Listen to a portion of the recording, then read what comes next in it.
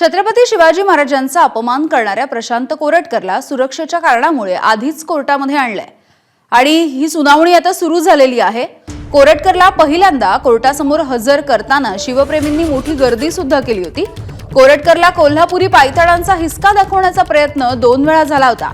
आज पुन्हा असा प्रकार घडण्याची शक्यता लक्षात घेता पोलिसांनी अधिकची खबरदारी घेतली। इतिहास संशोधक इंद्रजित सावंत यांना धमकीचा फोन केल्याची कबुली कोरटकरने पोलिसांच्या तपासामधून दिलेली आहे।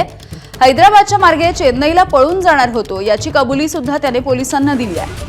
तसंच 2 गाड्या वापरल्या, काही नातेवाईक आणि मित्रांची मदत घेतली हे सुद्धा कोरटकरने सांगितलं। तपासाच्या दरम्यान ज्यांची नावं त्याने घेतली आहेत त्यांच्या चौकशीसाठी आता कोल्हापूर पोलीस रवाना झालेत। त्यामुळे आज ही सगळी माहिती कोर्टामध्ये सादर करून कोल्हापूर पोलीस पुन्हा एकदा प्रशांत कोरटकरची पोलीस कोठडी ही 7 दिवसांनी वाढवून मागण्याची शक्यता आहे।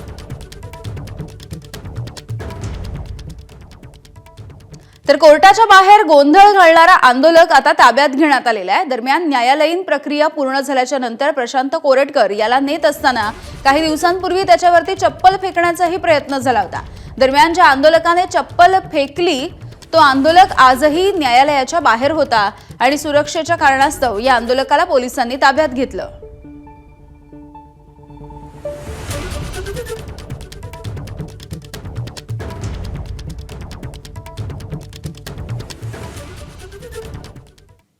प्रशांत कोरटकरच्या झालेल्या 3 दिवसांच्या चौकशीमध्ये त्याच्याकडे असलेल्या रोल्स रॉयस कारच्या विषयी त्याला विचारणा करण्यात आली। मात्र ही आलिशान गाडी कोणी दिली त्याचं नाव प्रशांतनं अजूनही पोलिसांना सांगितलेलं नाहीये। त्यामुळे कोरटकरचा तो मित्र नेमका कोण आहे असाही सवाल आहे। एकीकडे कोरटकरने फोन केल्याची कबुली दिली, मात्र त्याने चौकशीच्या दरम्यान कार देणाऱ्या मित्राचं नाव घ्यायला नकार दिलाय। त्यामुळे त्या खास मित्राचं नाव अजूनही त्याने घेतलेलं नाहीये।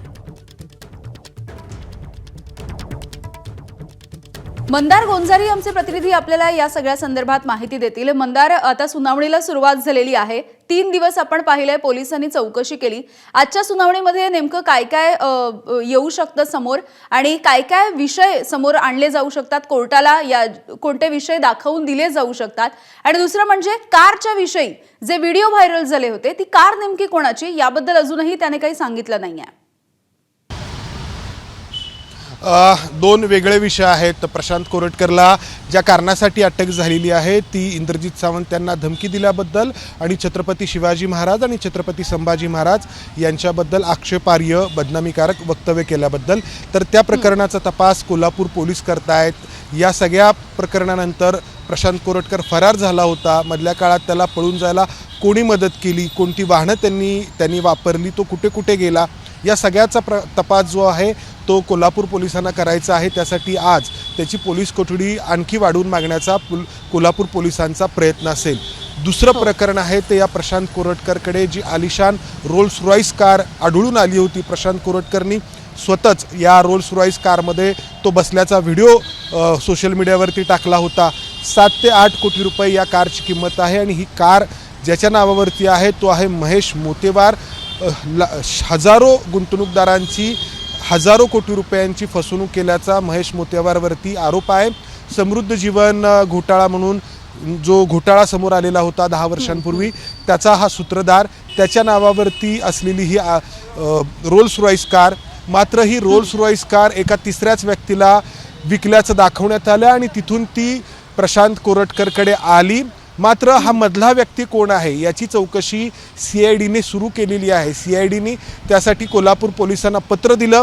3 दिवसांपूर्वी जेव्हा प्रशांत कोरटकरला पोलीस कोठडी सुनावण्यात आली तेव्हा CIDने कोल्हापूर पोलिसांना पत्र देऊन अशी विनंती केली की या रोल्स रॉयस कारबाबत देखील प्रशांत कोरटकरकडे विचारणा करण्यात यावी।